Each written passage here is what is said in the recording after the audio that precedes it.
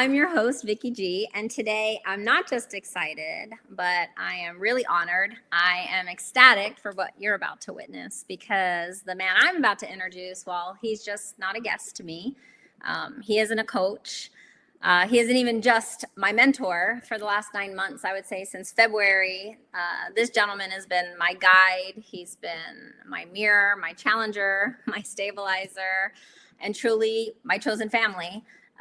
Larry, you're kind of stuck with me. I just want to let you know. And I hope you've accepted that by now. But I want to start with saying this, there are no accidents. There are no coincidences, not in my life and not in yours. And after my husband passed away last year, I thought that this was one of the darkest times in my life, the most confusing times in my life. And God sent me a Navy SEAL, and that's exactly how I choose to see it. And I can't wait to share just his life experience with you and the way in which he sees the world through a standard of truth that he holds. And it separates him from any other coach I've ever worked with over the last 12 years of my life. And that's what I've learned from him over the last 9 months. And it's been, for me, like just living in this internal chaos for most of my life since I was, 5 years old. I carried this anxiety and this pressure and this responsibility and this grief and this hyper vigilance and all the things that I feel like a little girl should never have to carry. And I became super strong because of it, but I also suffered a lot because of it. And this gentleman helped me take that little girl, the one that was just high strung, worried, constantly bracing for impact, for something to go wrong in life, and help me grow into the woman sitting here today, somebody that's walking the earth a little more free, a woman who finds just peace, which is just so crazy to even think that I was able to. And someone just filled with unconditional love and light and alignment, which we're going to get into much more deep. But I know this is a big intro, but I feel like this conversation required it. So I want to introduce you to the man that has definitely changed my life. I know he's a gift from God to me. And before I kind of show everybody my truth today, I want to introduce you to Mr. Larry Yatch. So here he is, my guy. That was awesome. Thank you. Thank you for that. Yes, of course. And, it's funny because I could have went on the internet and be like, who is he anyway? Yeah, he has like this amazing book. There's his book. So I know he's done that. I know all his SEAL training. But I'm just like, no, I want Larry to say, who are you through your own eyes? I don't know if I can answer who I am, but I can at least give some story and background as to what how I've gotten to sitting here in front of all of you today. I think that's probably the biggest piece. And I always share this story from the perspective of inflection points. In our life, we have a trajectory, like we have a vector that we're on. And oftentimes in our life, there's certain things that occur that change that trajectory. And I call those inflection points. And there's inflection points up, there's inflection points to flat, there's inflection points that lead to a trajectory that we experience as down. And so I always find that to be the most meaningful for people, because I can tell all sorts of stories about my life, but I think those inflection points are the most meaningful because it also helps, I think, others identify with me, right? Because the SEAL background, being an officer in the SEALs, 10 years of combat in the SEALs, is a very unique accomplishment, right? Not a lot of people have done that. And on one side, I get one bonus out of that. I get 7 minutes of free time with anyone, meaning I got about 7 minutes to talk anyone's going to listen to. So that's the bonus. The downside is almost everyone looks at me as different from them, right? Like I couldn't have done that. That's impossible. You went through. And I like to share my story more from that point of those inflection points so that you can identify that, yes, I've done some things that very few people have done, but my experiences of life are no different than anyone else's. Right. Wow. It's interesting because like even when you and I started working together, I know when I first met you, I met you in person and I was like, oh yeah, cool. You know, he's a SEAL. He's done all kinds of crazy stuff. But I feel like even in my own life and all the things that I've gone through, it was just as crazy, just through a different lens. Like that's all it was. Like, I know when I first came to you, especially after losing Chris and having my husband last summer, I felt like, oh my gosh, I have trauma. I must need him because I have trauma. And this is what I've heard that you're really, really good at.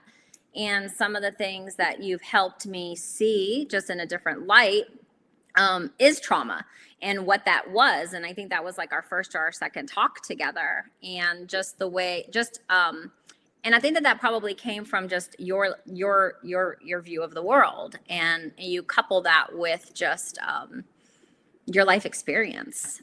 And it, you know what it made me feel? It made me feel hopeful. Like it made me feel that I wasn't damaged, that I could get through, and that you had these strategies and these tools, and I just saw the way out of suffering with you, and that's why the possibility for it. Yes, you held on to suffering for a while through our journey, but the possibility, and to me, that's where when I talk about my story. At almost every point up until about 7 years ago, every point in my life, there was no path to here.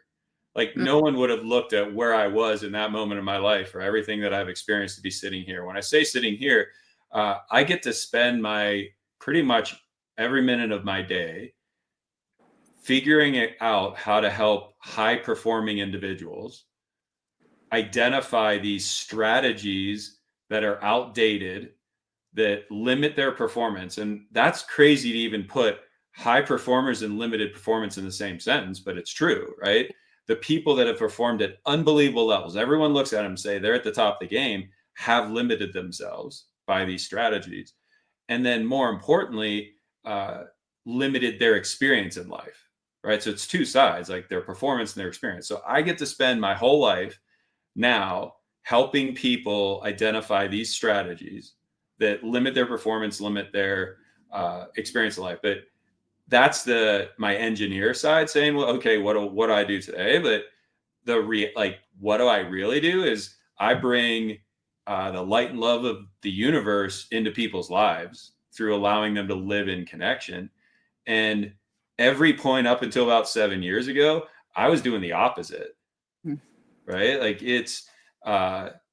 it was part of what caused me the most trauma in my life is the first, let's call it, I'm getting old now. So first half of my life, I guess now it's maybe a third. No, first half, no, 25. Yeah. More than half, 60, 70% of my life was focused on showing my love through violence, right? My entire focus was on becoming a Navy SEAL, becoming not only a Navy SEAL, but the toughest, most dangerous Navy SEAL there was.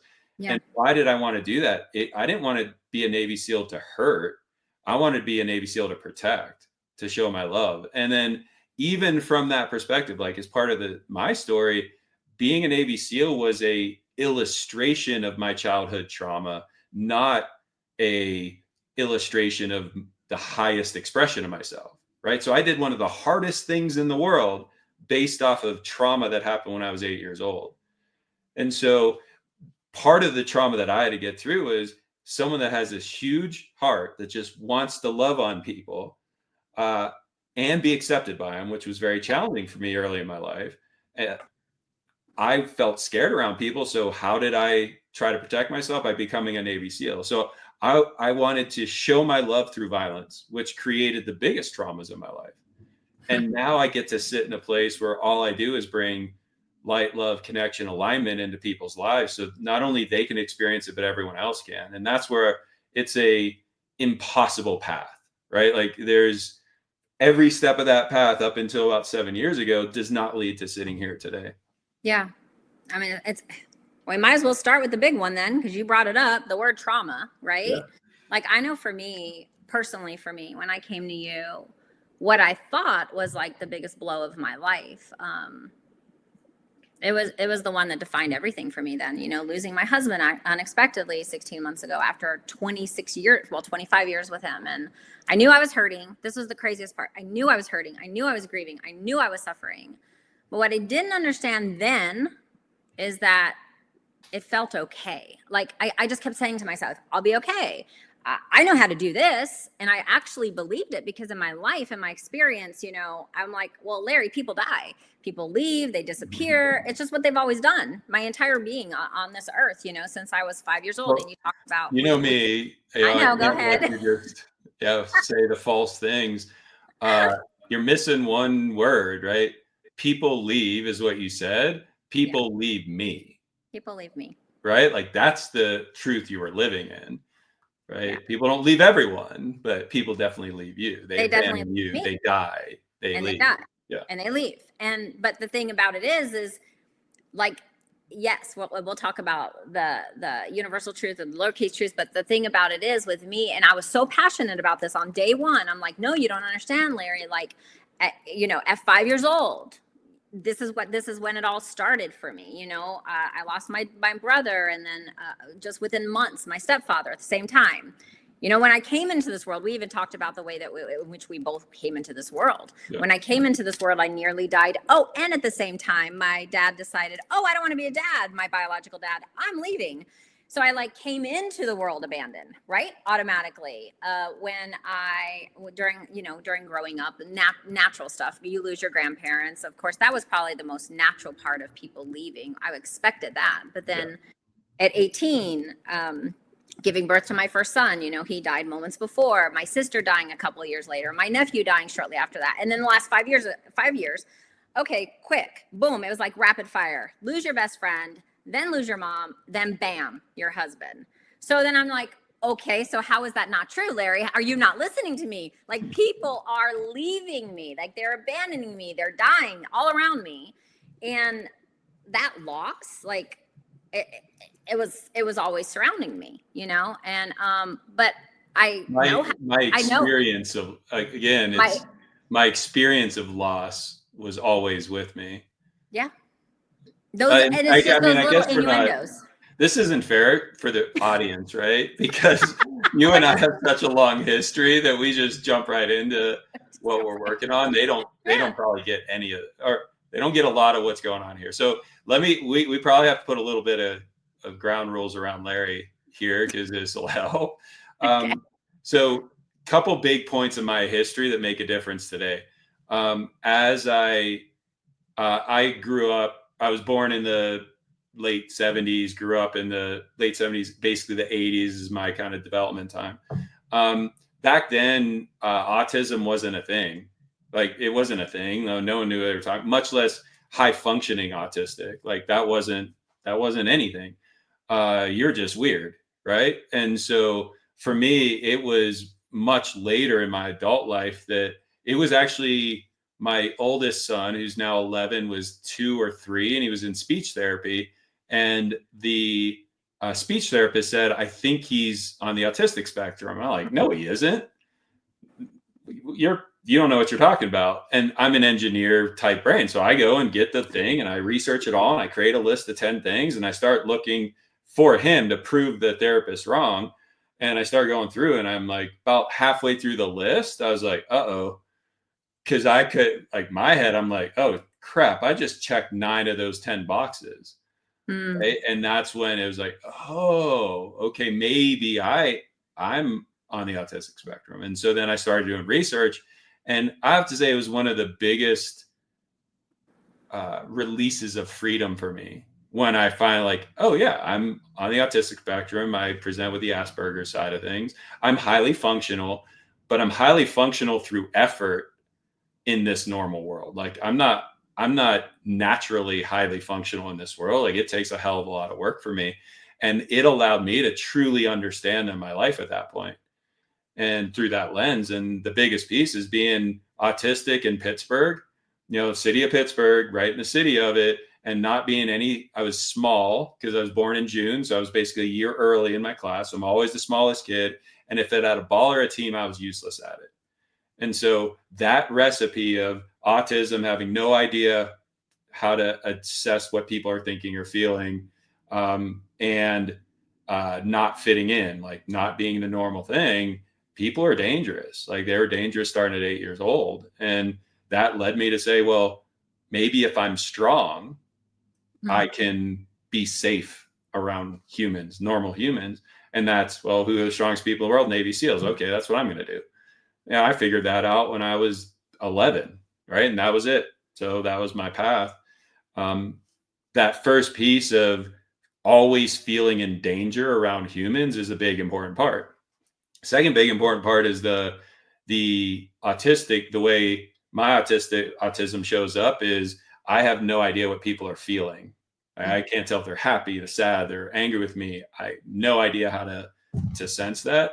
And therefore, when people make decisions based on emotions, it looks like mystery to me. Like I have no clue. It's complete, and which is very, very scary. So the downside of my autism is that the upside of my autism is I can't help but see fundamental principles in action. Like I see the patterns. And so that led to a life of trying to navigate the world through trying to figure out the structure of how humans work. If I could come up with a formula, I can enter into this world. Leading into the SEALs, going through the SEALs, think about this. The little scared 8-year-old becomes a Navy SEAL to finally be safe. But where do Navy SEALs work? Only where people try to kill them. So that is a real expression of trauma in action, right? Yeah. My strategies of survival require me to be in a world where everyone tries to kill me. And that's 14 years of that, right? Real. And being a SEAL from 1998 to 2008 in the Middle East is the absolute most dangerous time to be a SEAL. And so all it did was reinforce my lessons that humans are scary. Everyone's going to try and kill me. Everything's going to go bad for me. It's all my fault. And when I got injured and medically retired, for my whole life, all I've been doing was fighting for others' freedom at my own cost. And so, well, maybe it's my turn now. And that was where I went to entrepreneurship. And really, if I was to say, why did I go to starting businesses? Because the trauma I experienced and was reinforced with the SEALs, I didn't want to deal with. And if I got a normal job, I'm smart enough that I would have to deal with it. But when you start a business, there's no time for you. So I buried my trauma under 3 companies and produced success in those companies, but absolute misery in life. And then the next big inflection point was I started to see that the people that loved me around me were going to leave because they couldn't bear to see me suffer anymore. And that's when I was took my first step into trying to get better. And as soon as I did that, I started to see the patterns in trauma because this brain can't help but see it. And the craziest part about this whole story is I'm fixing my own trauma on my own. And my job is to work with multi-million-dollar companies, like $100 million, $500 million, $1 billion companies. My job is to work with the executives of those to optimize their performance. And so on this side of my life, I'm working with combat veterans, people that had traditional trauma experiences, sexual assault, loss of loved ones, cancer, those type of things, right? And on this side of my life, I'm working with the highest functioning, most successful people in the world. I start to see the patterns in these people through language, linguistic patterns, and how their language was leading to bad choices. On this side, I started to hear the same patterns in CEOs that had not experienced war, hadn't experienced trauma, but they had the exact same language patterns. They made the same stupid decisions, and they suffered the same experiences of life. And so I started to leverage the systems I was developing for combat veterans with high-performing executives, and the results were incredible.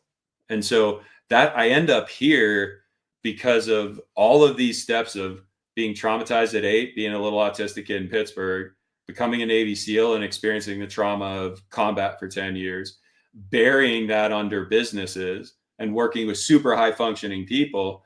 And then for me, the opportunity that I took to try to heal my own trauma is what led to the light now, being able to fix that for myself and then see that it isn't just people that experience trauma that need help. It's anyone, and especially if you're higher functioning. Yeah. And that's where I started to redefine trauma. And it's so, and with me, we've worked together for some time now, so I just like give it all to you at one time. It's what I'm so good at. But it's just that word. Like, it's just like feeling, even reflecting back on my personal life and all of that loss. And it's the same thing. It's like we just all have our own journey, and then we develop these strategies to feel loved. And that's one of the things that I feel like, if I had any huge revelation about myself, it was you bearing yourself in work. I did the same exact thing with myself. Like, I just knew, well, that's okay, because if that was true back then, what I believed, that people always leave me, or I get abandoned by people die, as I just shared my story with you, and with everybody else listening, there's always that inflection point, like you discussed, is the fact that there's just this pain and this suffering. But where you have helped me see through this is just a totally different lens, and a lens that I didn't even know that it existed. And that's kind of what I really want to talk about is,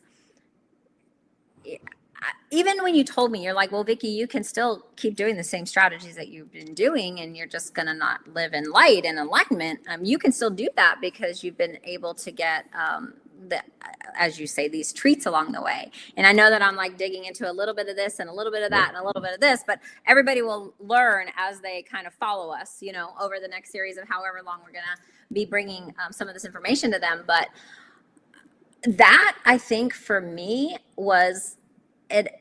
I think for the first time, clearly, I got to see that I had permission to live a life of just not feeling just this pressure that I've always put on myself, or suffering, I guess we could call it. And that there's a lot available to me out there. And I think that that's what you helped me see more clear. And I might have fought a little bit along the way as you've been helping me through this. But I think that's like one of my greatest gifts, is that power of choice. Yeah, I think so. The elephant in the room that we keep talking about is trauma, and we're talking about it from a lens and perspective that is completely different than what the listeners are hearing, which is a problem. And so, again, I'm going to say that a lot of times I speak in really dense stuff, so I'll like repeat it, because that's something that you just pass over. I said, we're speaking about trauma through a different lens than the people are listening through.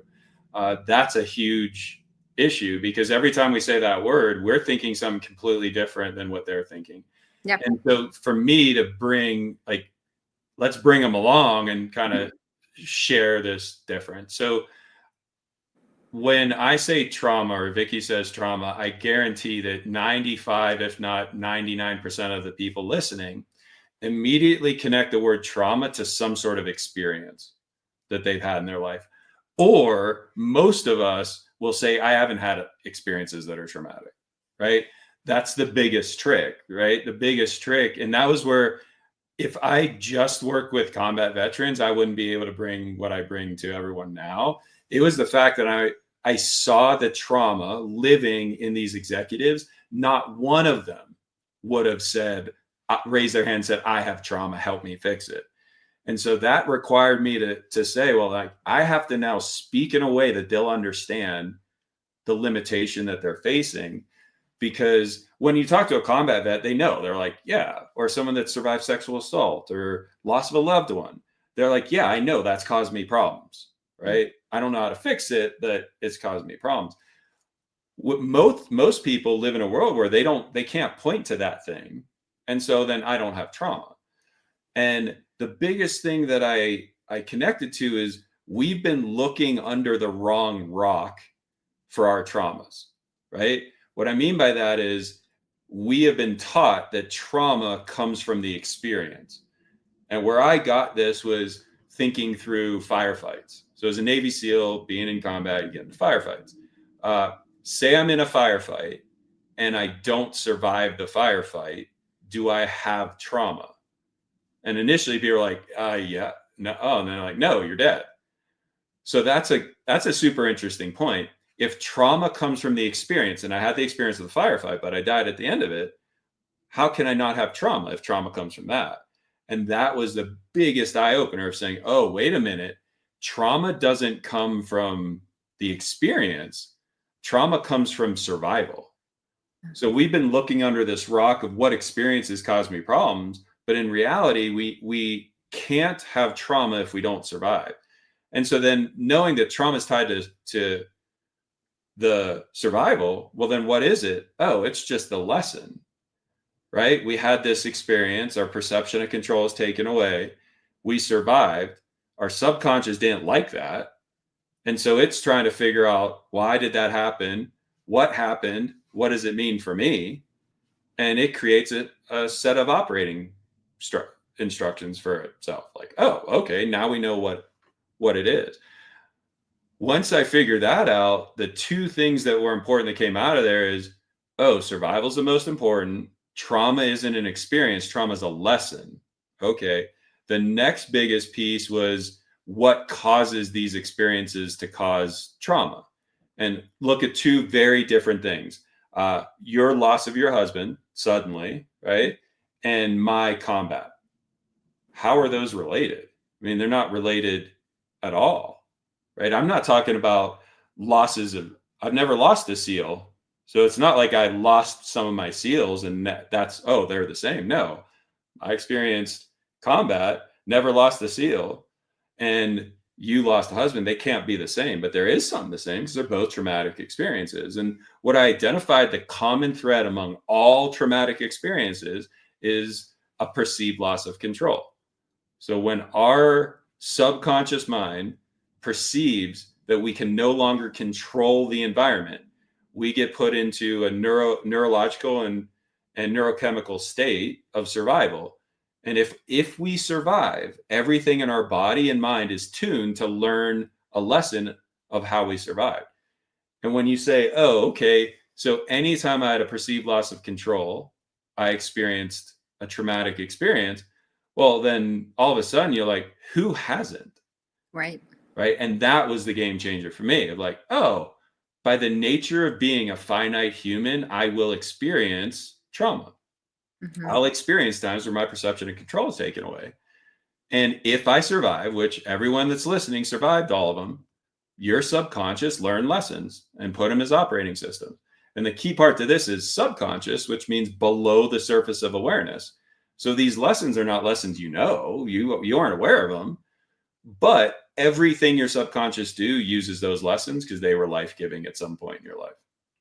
Right. Like, so if we went back to like when I was a child, because most of this happens when we develop these operating systems in our childhood at some point, right? Yeah, is that rules? Yeah, you think I always say it's like the seed trauma is like the one that grows into a tree generally happens somewhere between 4 and 8, 4 and 11, somewhere around there, because that's when humans start to develop logic and they start to be able to develop and hold logical memories, like strategies. Like if you look at a 2.5-year-old, they don't live in strategies. They don't live in multi-step things that get done.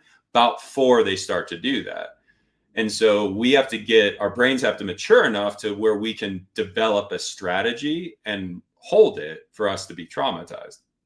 And again, traumatized is just a strategy of survival, right? It's not a good or bad thing. And so it generally happens there.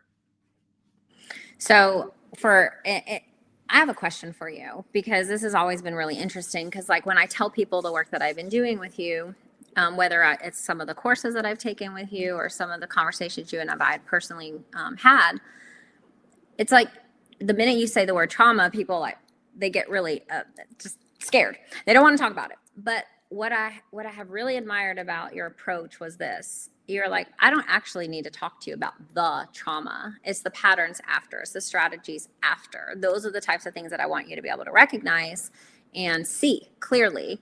And I'm saying that because I want the listeners that are listening to kind of be a little bit intrigued in your approach, because of the fact that when you have, because it is choice. Like when you're willing to say, I'm really curious about the patterns, or I'm really curious about these strategies that I use, you don't really have to dig so much into the actual thing that you're labeling as trauma. And I would say for me personally, working with you, that I feel was a really big gift. And and in a sense of, I try to convey that to so many people, that you don't have to go through the whole story, because a lot of people don't want to go through the story because they associate the story with the pain.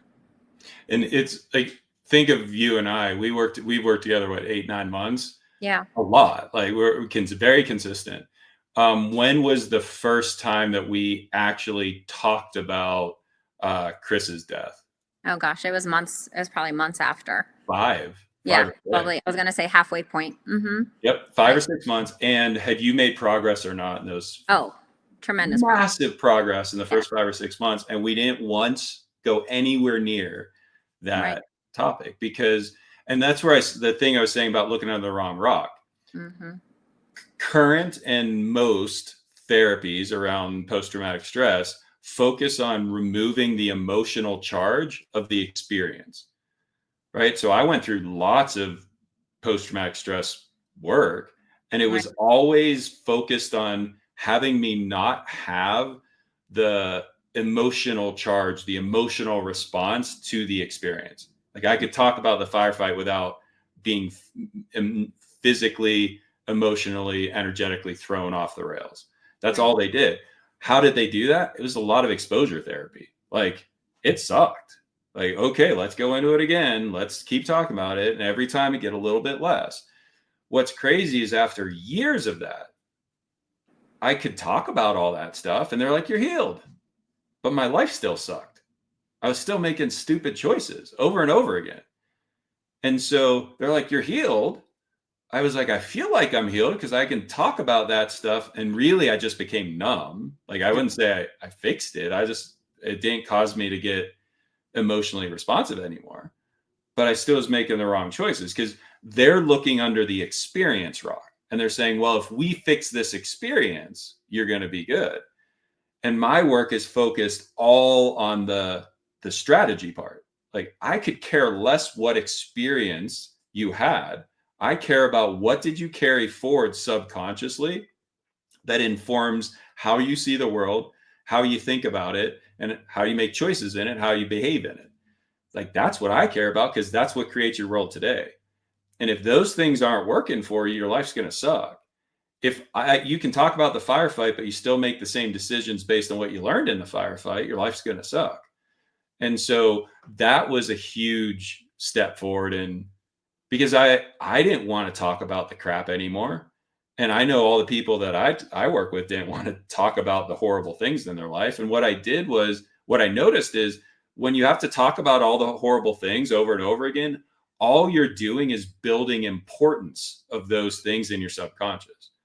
Like you're literally telling your body and your subconscious, you know what, Larry, that firefight's still really important. You're talking about it again. Right. And so I went the other approach. The other cool revelation, because I'm so analytical, is I got to work with lots of people. And what I always thought was, well, if I have to deal with a strategy and every strategy comes from surviving an experience, there must be like hundreds of strategies we have to fix for an individual. And this was the coolest, I think, by far the biggest breakthrough I had in all this work. And then saying, and because I love to suffer, I'll gladly go through it. I sit with someone and be like, okay, tell me every experience. I'll pull out of you the strategy you brought from that subconscious strategy. I write them down and I would do that for hours, like every one. And then what I would see is all the strategies would distill into one. And that was a massive breakthrough. Because now if we're saying dealing with the emotional charge of an experience doesn't change my life today. Okay. What does? Well, I got to change the strategies. So I have to bring those strategies from the subconscious mind into the light of the conscious mind so you can now choose. Because up to now, you haven't been able to choose. Okay, well, if I have to do that 100 times for each person, it's going to take a while. But in being able to pull that out and then look at them and say, holy crap, all 100 strategies distilled to the one strategy. Well, now we can fix stuff, because we just fix this one strategy, your whole life changes. And it doesn't matter what experience you experienced. That was the game changer. I want you to go a little deeper on this comment, because you and I have talked about this many times, but people listening probably haven't. You say, I love to suffer. I love to suffer. And there were things that I loved too that I didn't even know I loved. There was a lot of revelations I had about myself too. So can you elaborate a little bit more on I love to suffer? Oh, yeah. So I might go too long, so tell me if I'm going. You're great. No. Right? Because I just want things to be complete for everyone. So I think they're starting to see my autistic mind that needs to understand the underlying fundamental patterns of human behavior to feel safe has given me the gift of being able to pull that out of very complex messes that people have, right? So that's one big thing. Second thing is I've been practicing since I was probably 10 at using language as a means to try to divine what someone's thinking and feeling. Like, that's how I'd navigate scary people that don't make any sense. I listen super intently to their words, and I'd use my logic brain to try and figure out what their words are saying so I can predict what's going to happen. So fixation on language, super analytical brain. And the other thing is I have to finish everything. Like, part of the reason I was successful being a SEAL is like, well, I got to get it done. And so the same thing fell in this role of like, oh, I don't mind. I can sit with someone for 6 hours to figure out the pattern. So in doing that, I produced just over 13,800 linguistic data points from my work with clients. Like, it's a lot. And then from there, I distilled those. So these are all the manifestations, the different manifestations of people's trauma, their strategies, right? I put all that together and then spent weeks and weeks and weeks with I got a friend who had access to ChatGPT before anyone else did. So he gave me that. And the invent of large language models allowed me to distill 13,000 linguistic data points. Like, that would have taken me years had it not been for the invent of AI. And in doing that, all these humans, crazy experiences, they're super intricate strategies, all distill down to 6 strategies, which is nuts. Like, that means that the best way I describe this is, if you look at traumatic experiences produces trauma if we survive. Trauma is just a strategy of survival. We all have our unique strategies, but we only have 6 crayons we can draw with to produce them. That was massive, because now it's not infinite. And if we know that, like, you may really like red and I really like coloring with blue, but we both just have red, green, blue, yellow, black. Like, that's it. There's only 6 of them. And each of us use different colors more than the other, but we still only have 6 colors. And one of those colors is what I refer to as issues showing love. And what issues showing love is, that strategy distills into, I have to suffer and sacrifice in my illustration of love for you. And I imagine with your audience, you're going to have a lot of high functioning people, like people that kick butt in life. This is going to resonate with almost all of them, right? Because it is very hard to be highly successful without having a dose of liking the color with the red crayon, which is, oh, the more I suffer, that's the more you're going to appreciate my love. And so for me, I suffered for 2 reasons. One, that's my core trauma. Like, that's my core strategy, is like, oh, the more I suffer for you, the more you'll see that I love you. The second part of that is my self-worth sucks. Like, the whole reason that I became a Navy SEAL is because no one liked me, right? I was the cause of all the problems in the world. And I don't say that lightly. Like, if there's something wrong in the world, my subconscious wants me to be at fault for it. So what better way to torture yourself for being fundamentally flawed than to suffer for people. And like now, if you're paying attention, like, what's a good job for that person? Oh, be a Navy SEAL, right? My traumas pick that, not my highest self. And that to me seems just so unbelievable. Like just what you just said. And there was I remember listening, I think, to an audio or podcast or something where you're on it. And I think it was when you were going through the first week or something like that, training, and something about you how to do a bunch of push-ups and I don't know the terminology. You're just gonna have to tell me. Whoever yells at you, what's that guy's name? The one that yells at you all the time. Yeah, we call BUDS instructors. Yeah. Okay, but like literally, can you recap that story? Because I was like, oh my gosh, wow! Like, it was crazy. So performing versus the one that thinks that they just suck at everything. Can you tell that story? I love that story. So there was this was literally the first 2 or 3 hours of training on the first day. So, I mean, this is literally the first day of BUDS, basic underwater demolition SEAL training, the what is now almost 1.5-year training pipeline. So first day, we're in we're all in our white uniforms. Like, you have all the enlisted guys are in their what they call Cracker Jack uniforms. They look like the Cracker Jack things, and I'm in my whites, which is like everything's white. It's full white uniform, white shoes, white patent leather shoes, like white hat. Everything's white. And you show up and we're all standing there, and they come in, and you don't know, it's going to suck, but you don't know how bad or how quick. And they make it suck bad right off the bat. And they're telling us to do something like, okay, everyone line up and go over here. They always are going to do it in a way that you're never going to get it right. Like, that's programmed into it. You don't know that on your side. You're like, okay, we can get it right, but you can't. And as soon as you can't get it right, it's like, okay, drop and do push-ups. And at first phase, which is the very beginning of it, every time they say drop, you have to do 10 push-ups, which is nuts, thinking, wait a minute, you guys are supposed to be the strongest, most badass people in the military. You have to do 10 push-ups. I was like, 10 push-ups, no problem, right? So they have a trick though. Like, you got to get it right. See, at this point, we had 137 people in our class. So they'll say drop, and then you have to count them out. So you have to go down, up 1, down, up 2, right? And if someone's not on, they're like, no, stop. This guy, he didn't say up, or he went down when it was up.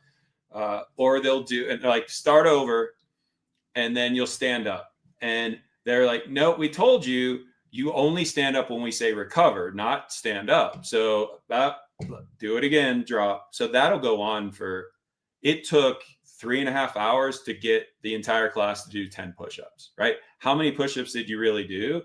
Oh, in that session, we probably did 1,000. Like, they're going to do push-ups. They're going to make you do push-ups till you can't do them anymore in sets of like 3, 5, 10, right? Like, that's the crazy part of this. So that's the experience. And we're about 1.5 hours into this. And you have no idea what's going. You don't know if this is going to last 5 minutes, or it should be 5 minutes. Do 10 push-ups, move on with the day. What's cool being on the back end of it, like, I have friends who are BUDS instructors. It's scheduled for 3.5 hours. Like, it's a scheduled event. It's not like by chance. Like, this is part of the whole thing. But the cool part about this story is we had another officer who looked like a Greek god, right? Like, if you would have lined us all up, and if you would have pointed to the person that was going to kick butt the most, it would have been this guy, right? He was like 2-time national champion in football or something like that. Like, he was the very best at, I know it was football was the thing. One of the best in the world at football. He's a specimen. And he was right next to me. And so we're doing push-ups, and about an hour and so into it, the instructor comes over to him, starts yelling at him, saying, hey, sir. And it's funny, because they're enlisted, we're officers. They have to call you sir. You will never feel more disrespected in how a BUDS instructor says sir to you. It's like, it's a kick in the face. Like, so he goes, sir, like, what are you doing? You can't even do 10 push-ups. You're supposed to be leading this whole group, and how are you going to lead these men if you can't do 10 push-ups? And just that thought, that line of, you're a piece of crap, right? And how could you, and they're saying, you've been at this for 15 minutes. We've been at it for an hour and a half, but you've been at this for 15 minutes. You can't do 10 push-ups. How are you going to do the obstacle course? How are you going to get through Hell Week? Like, if you can't do 10 push-ups, you can't do that. And the guy quit.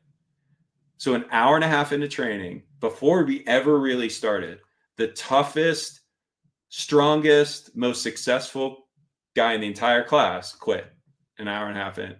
And he quit because, I realized later, he quit because he probably never sucked at anything in his life.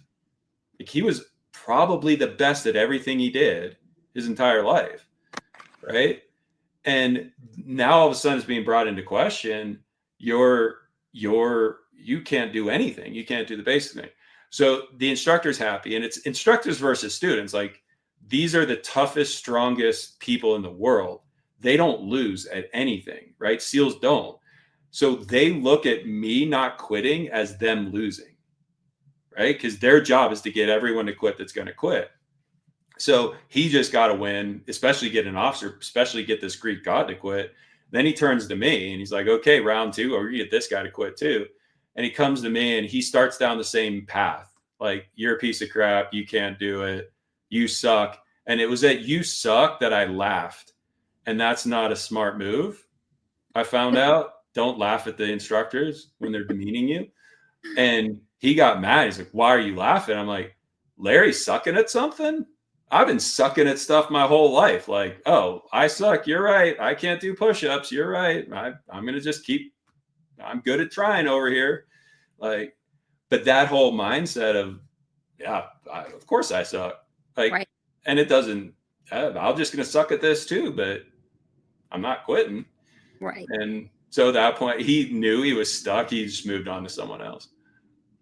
But that's the empowerment of the thinking. Like, the same thing is true with me. Like, just those rules, I guess. Can we call them rules that I've made for myself? Yeah, those subconscious strategies. So, like, that's where the world rewards or punishes our strategies. So the buds rewarded my strategies. Larry, right. Everything's going to go to crap. Everyone you care about is going to suffer, and it's all your fault. That was my strategies.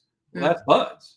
Right? Like, yeah, the class is going to suffer, and they're going to suffer because of me. I suck. I'm horrible. I'm never going to do a good job. Next day, tomorrow's going to be worse than today. That was just that's Monday, Tuesday, Wednesday, right? For me. And so the world gave me treats for that. Whereas this athlete, he had a different set of strategies, and buds punished his strategies, right? His subconscious things, probably more like yours of, I have to be perfect. I have to perform perfectly. If I can't perform perfectly, I'm a piece of crap, right? He probably had your strategies like yours. Bud's punished his. So it wasn't about me being stronger or weaker than him, or even having a better mindset than him.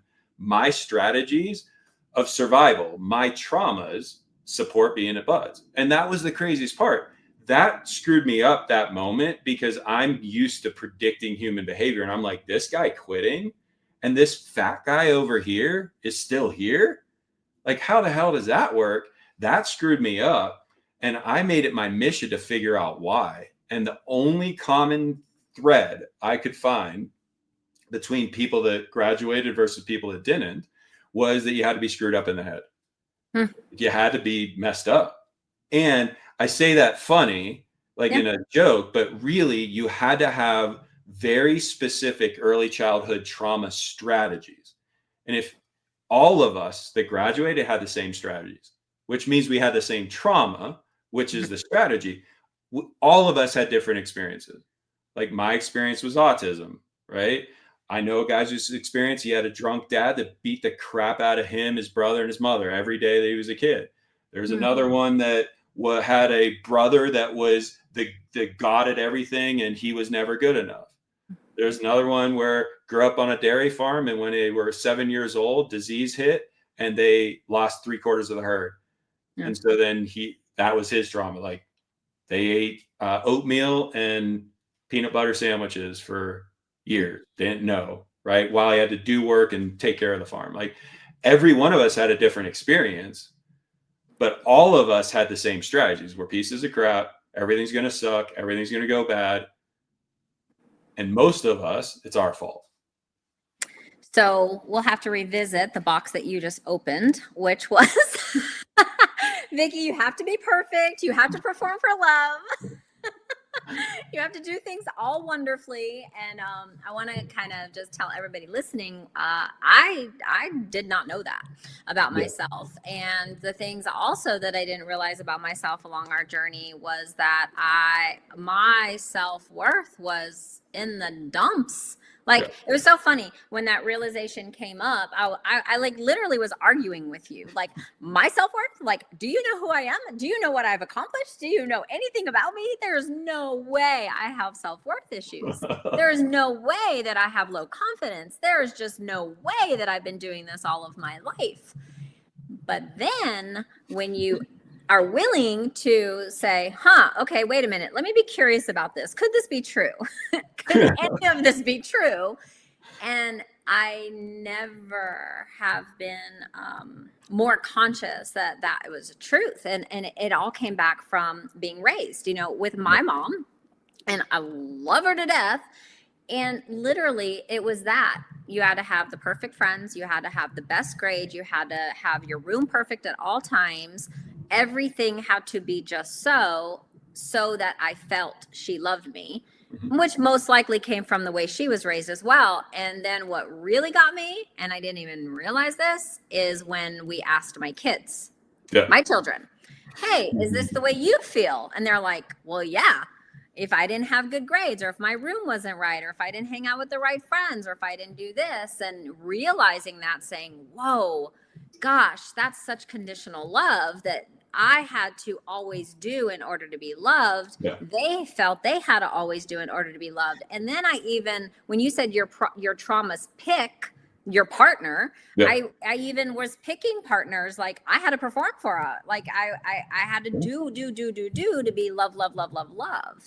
And the reality of it, because this is an important point. Because I definitely want people to hear this. You said, what you just said is that I had to perform for my mother's love, right? That's what you just said. The reality is her love was there all the time. You had to perform to receive her love. Now, she had behaviors that supported that, right? Like, so she created the opportunity for you to live in that. But I guarantee your mom didn't stop loving you when you didn't make your bed, right? Like that's an important point, right? The important point is that low self-worth is conditional love of self. Like if we were really defined, what does it mean to have low self-worth? You put conditions on your love of yourself. Right. And it's what, we talked about all this distillation, all these distillations of strategies, the 6 crayons. Well, the 6 crayons distill into 3 core drivers. And these 3 core drivers, we all play with all 3, right? It's just different manifestations of it. First is low self-worth. The second is conditional love. And the third is attachments to a made up future. And what's crazy is every strategy that we come up with, we use all 3. So let's just use the one that you just had. Low self-worth, because I have conditional love of myself based on performing to some standard in the future that I've attached to. So that thing, it uses the same 3 things. Every problem in our life comes from, we don't love ourselves unconditionally. We live in conditional love of self, others, and God. And we have attachments to the future that we make up. And the more we hold on to it, the more we guarantee we're never going to get it. Those 3 things drive all the problems in our life. Yes. And what was so intriguing to me was the fact that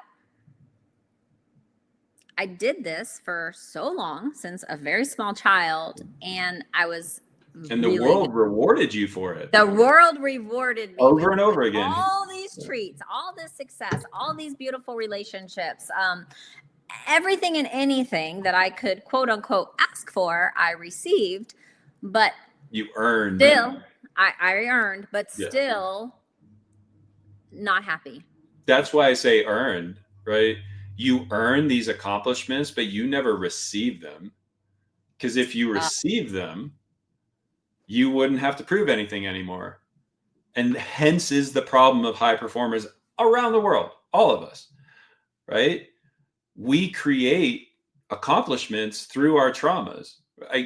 Trauma treats, like these little treats we get, like, oh, you won the big contract. You said you're going to get 100,000, million, right? 2 million, right? Like treat. If we allowed ourselves to receive and actually experience those accomplishments, our subconscious says, oh, hell no, you won't be driven.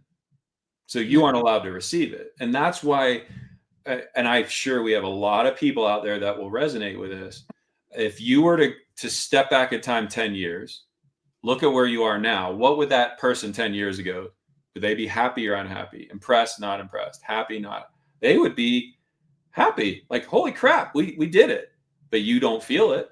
No. You've produced accomplishment after accomplishment, but are you living in absolute fulfillment in this moment? No way. Not allowed to have that. And so that's the difference of creating the accomplishment, having the accomplishment, but not receiving it.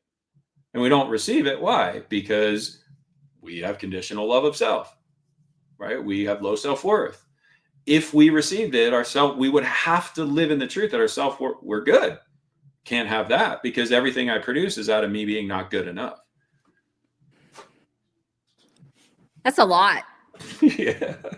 I mean, that's just a lot. It's so much to like, it was so much in the beginning phases to understand. It was so much to trust that there could be some validity to that. It was to realize for me, oh my goodness, is that the reason that every time I would hit a benchmark or I would win at something, get an accolade, hit a certain financial benchmark that I was trying to hit, I was not fulfilled. Nothing was fulfilling.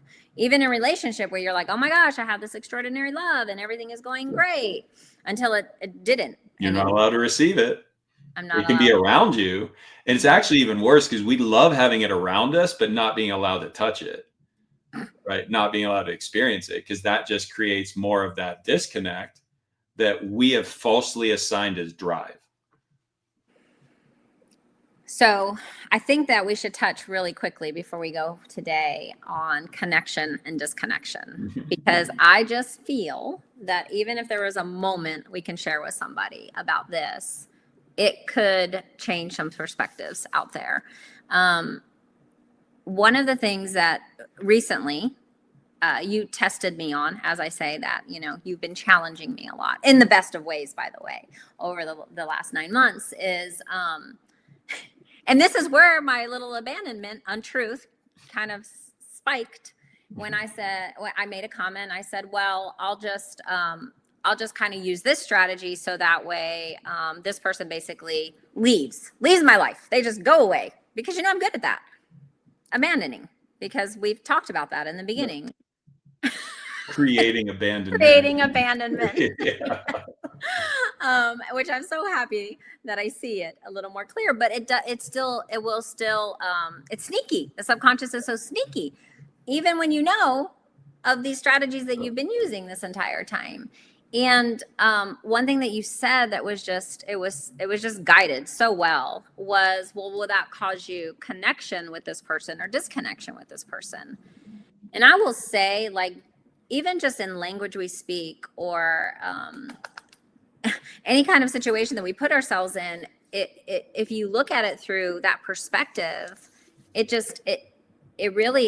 for me, it's just caused a lot more harmony, not with just myself, but with other people too, in the sense of I'm striving to always create an atmosphere, create an environment that there is more connection with the people that I'm with, or even myself, or my connection with God. So if I want to just leave some people with just a nugget of that. Yeah. I think the two pieces. One, I can't help but explain how it works first, and then I'll give the nugget.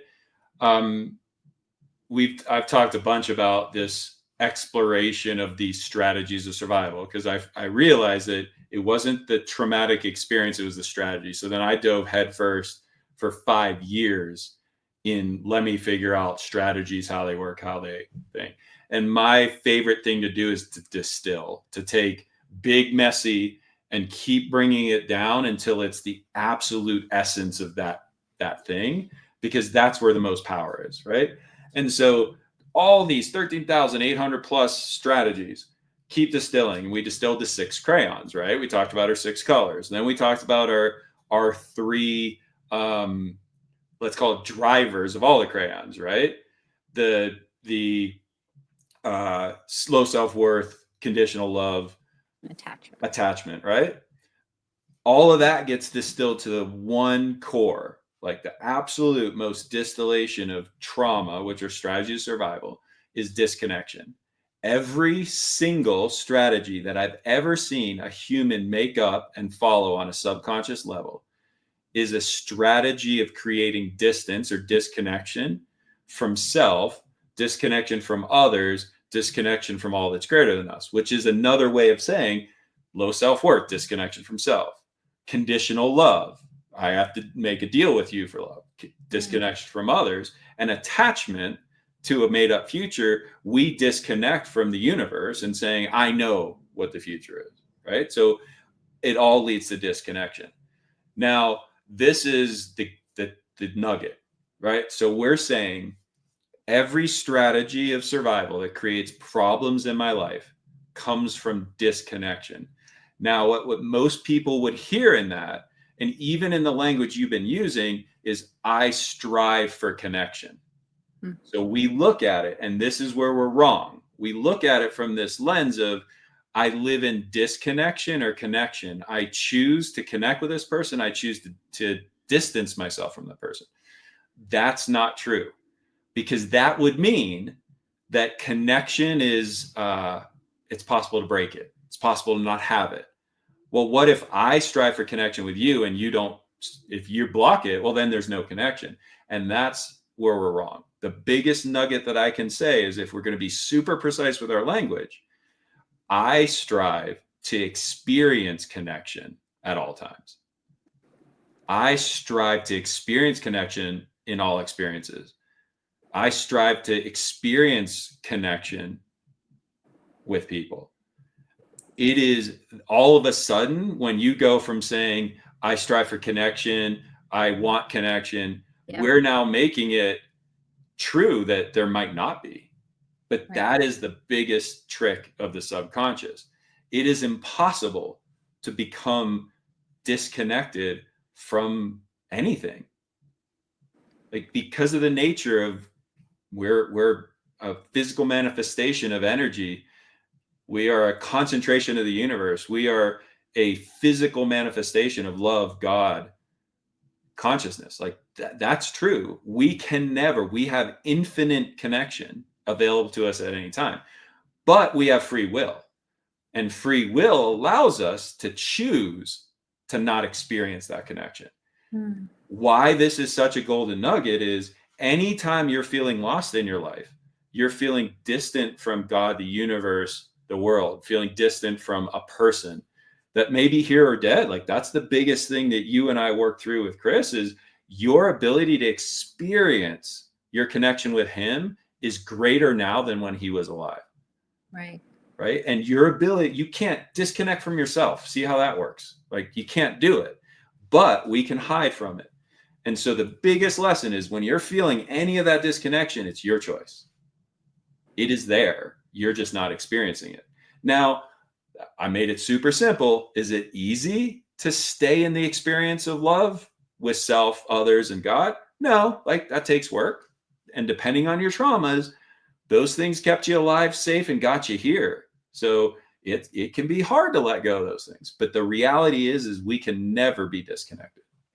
Thoughts? I don't know if that's... No, that was fantastic. And what I was just reminded of is that this is a journey all the time. I'm like, oh yeah, I've got this thing. I'm 9 months in. I'm doing so much better. And then even just that the Yeah, because misuse where it of, shows with you too is why did I do that? Because you're like, I fixed it. Why did I do that? Like, well, because it's your old strategy's coming up again. it's Like, my old strategy. Yeah. But it is. It's just even there's that misuse of the word. I strive for connection. No, you want the experience of, and it's the feeling. And I know that there's way more value. All I can say is that I'm going to just say it like this. When you found me or I found you, I don't know which one it was. But when our worlds collided, I'd say when our souls reconnected. Yeah. Oh, that is perfect. I love that. That was the person that I was then to the person that I am today. And I'm still working on it all the time. We have lots of conversations about this. It's just the reason I was really led to doing this today with you to share kind of my journey and why I praise you. They have to have a little piece of you to know who I'm talking about. I'm like, Larry, Larry. It's just like he's the family member now.